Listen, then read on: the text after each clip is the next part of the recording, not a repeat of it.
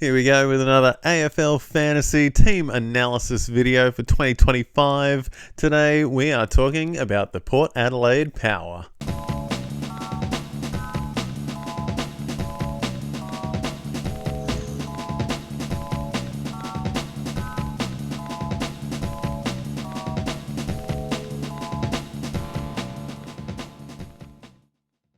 One of the big beasts at the Power for the last couple of years has been Zach Butters, a ferocious midfielder and an absolute menace of a player. He had the most centre bounces at Port by an absolute mile last year, and he upped his tackling in 2024 and just had an absolute mongrel of a year around stoppages. Whether he can go bigger and better in 2025 remains to be seen. I think he makes a lot of very impactful plays, but he just might not accumulate the ball as consistently as some of the other premium players. But he is just he's going to put out every week. He's just an absolute grunt of a man, and he's very, very close to being a top 10 midfielder. Next up is the other man side by side with Butters is Connor Rosie. He had a bit of an unfortunate year with a hamstring injury in which it was a bit mismanaged by the Port Adelaide medical staff. It caused two of his games to be a bit skewed fantasy-wise. The one where he injured his hammy in round 8 and his return game in round 11, in which the Port coaches admitted that they shouldn't have brought him back into the squad so soon. So with those two scores taken out, he was actually averaging a bit closer to 102.6 from his other 18 games. And when he's another year older and another year wiser and having a good preseason so far, he could be a game changer on the right week. And to be honest, I think I'm underselling him a little bit here by projecting him 104 for the year. But I really do think he is one of side by side with Butters, their engine room, they're the guys. They're going to grunt it up this year. And lastly, the third banana in the Port Adelaide midfield is Jason Horne-Francis. One of the most talked about players in the last few years with his number one draft pick status, as well as a rapscallion nature, and obviously he's got very good footy nous about him. Yeah, again, he's the third main midfielder for the Power, but he has forward status this year, and that's a pretty winning combination. He upped his average by 21.5 last year after getting let loose in the midfield, but whether he can stay consistent and play 4 quarters of footy regularly and raise his floor scoring is Jason Horne-Francis's next challenge. If he didn't fade away in those 3 low point games of 24, JHF could have been averaging something closer to 94, and that's what I reckon he could get close to with another year under his belt. And I've got him up there just over a 90 average as my 6th rank forward.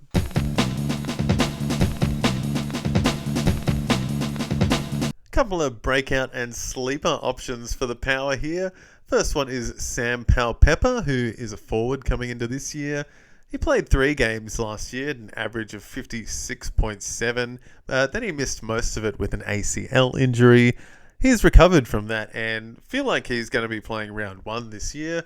He was never a huge scorer back in the day, but he could get up to those 70 plus scores and 70 plus averages for the season, as we've seen a few times in his career.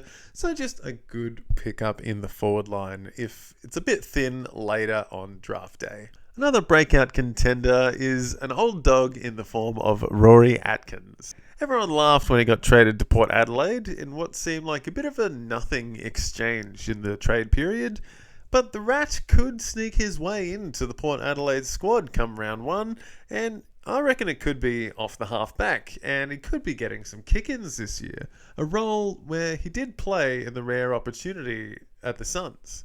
A big emphasis on could he play? Maybe, and if it does happen, he does make the most of his chances. So when he does play, hopefully he'll go big. Just got to keep an ear out. Seems like he's been pretty on point this preseason so far. He's looking pretty good by all accounts on social media. So I reckon his experience as well could really slot him a role in the lineup early down back, especially after losing Dan Houston. Yeah, a few kick-ins to be taken back there, and it could be Rory Atkins' role to lose. Finally, another pretty speculative breakout contender here, but I've got Josh Sin, another defensive option for the Port Adelaide. A player who has impressed at SANFL level since being drafted in 2021. He's had glimpses at AFL level, in particular playing the Power's most recent 2 finals matches, but he hasn't been able to get a good solid run at it. The Houston trade-out may open up enough opportunity down back to trial players like Sin off halfback flank this year. We even saw him get a couple of cheeky kick-ins at the end of 2024.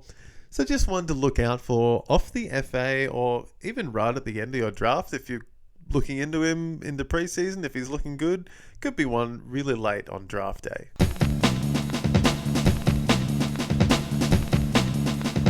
On to a rookie from last year's draft, and that is Mr. Joe Berry. A small forward who a lot of teams were interested in on draft day last year and fell to Port Adelaide, which they felt he was a steal at that point. He's kicking goals for fun in his draft year, so I reckon he is likely to get a selection early this season. In the forward drought, it may be a good idea to keep an eye on a rookie like Berry who could come through at the right time in his first year. Well, we'll wait and see if he can set the world on fire, though.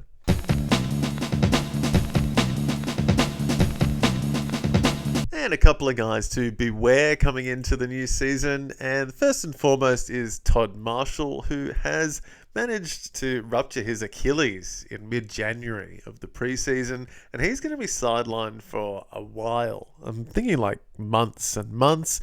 So definitely a do not draft option. I think Ollie Lord might be a replacement for him. We're not sure what his fantasy value is like. Maybe Jeremy Finlayson could benefit from Marshall's absence as well.